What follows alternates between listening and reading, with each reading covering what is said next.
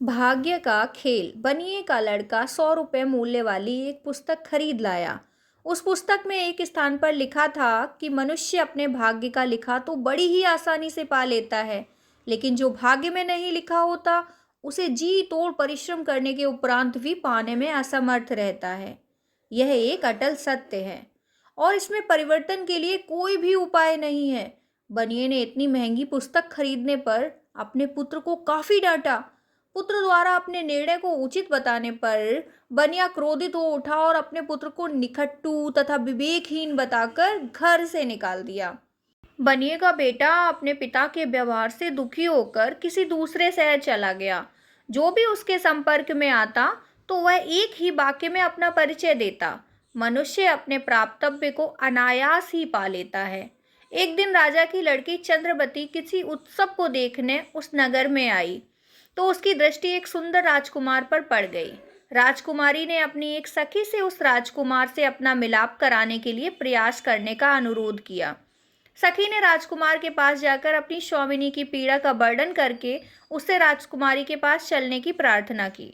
राजकुमार ने राजकुमारी की सखी से महल के भीतर गुप्त रूप से जाने का उपाय पूछा तो सखी ने कहा कि मैं रात्रि में महल के ऊपर से चमड़े की एक मजबूत रस्सी नीचे लटका दूंगी। आप उसे पकड़कर निश्चिंता से ऊपर आ जाइएगा। मेरी स्वामिनी आपकी भरपूर आवभगत करेगी। रात्रि होने पर राजकुमार ने मन में विचार किया कि इस प्रकार छिपकर किसी पराई नारी से मिलना सर्वथा अनुचित होगा। राजकुमार ने उधर ना जाने का ही निश्चय कर लिया।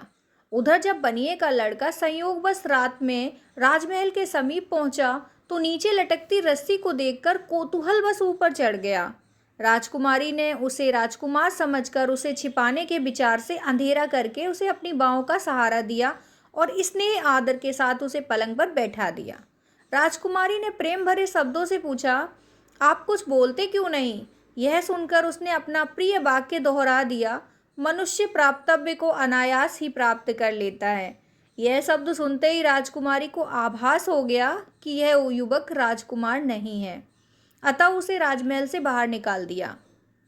आधी रात का समय था। महल से निकलकर बनिए का पुत्र समीप के एक खंडहर नुमा मंदिर के पास आकर सो गया। संयोगवश उस नगर का रक्षक अपनी प्रेयसी से मिलने वहां पहुंचा। उसको वहां सोया देखकर नगर रक्षक ने उसे जगाकर पूछा, कौन हो भाई? तुम यहाँ क्यों सो रहे हो? भाई, मुझे अभागे का न तो कोई घर है न द्वार। दुनिया में मेरा कोई सगा संबंधी नहीं है। कोई काम धंधा क्यों नहीं करते? नगर रक्षक ने सख्त लहजे में पूछा। कोई कितना भी परिश्रम क्यों न करे, मनुष्य प्राप्तव्य को अनायास ही प्राप्त कर लेता है। उसने अपना वही पुराना रटा रटाया वाक्य दोहरा दिया। नगर रक्षक ने समझा कोई बेवकूफ है, इसलिए उससे कहा, यहाँ सोना मना है, कहीं और जाकर सो जाओ। नगर रक्षक का आदेश सुनकर वह उठकर चल दिया, परंतु अर्धनिद्रा की स्थिति में होने के कारण कुछ दूर जाकर एक छोटे मकान के आंगन में जाकर सो गया। संयोगवश नगर रक्षक की युवा पुत्री विनयवती अपने प्रेमी से मिलने की प्रतीक्षा में निश्चित स्थान पर बैठी थी। उसने अंधेरे में उसी को अपना प्रेमी समझकर बोली, क्या अभी तक आप मुझसे नाराज हैं जो मुझसे बोल नहीं रहे? मनुष्य अपने प्राप्तव्य को अनायास ही प्राप्त कर लेता है। उसने अपने वही शब्द दोबारा दोहरा दिए। उसके इस प्रकार मुंह खोलते ही विनयवती अपनी मूर्खता और अधीरता पर पश्चाताप करने लगी। उसने बनिए के लड़के को उसी वक्त वहां से भगा दिया। विनयवती द्वारा भगा दिए जाने के बाद वह नगर की गलियों में भटकने लगा। रास्ते में उसे गाजे बाजे के साथ जाती बारात मिली। वह उसी में शामिल हो गया। बारात जब लड़की वालों के घर पहुंची और दुल्हन हाथ में जयमाला लिए जैसे ही दूल्हे के पास आई, उसी वक्त एक मदमस्त हाथी वहां आ पहुंचा। उसे देखते ही सारे बाराती लड़की को छोड़कर इधर उधर छिप गए। दूल्हा भी दुल्हन को छोड़कर कहीं छिप गया। दुल्हन बनकर खड़ी लड़की हाथी को देखकर थर थर कांपने लगी। बनिए के लड़के ने साहस करके उस लड़की का हाथ थामा और उसे सुरक्षित स्थान ले गया।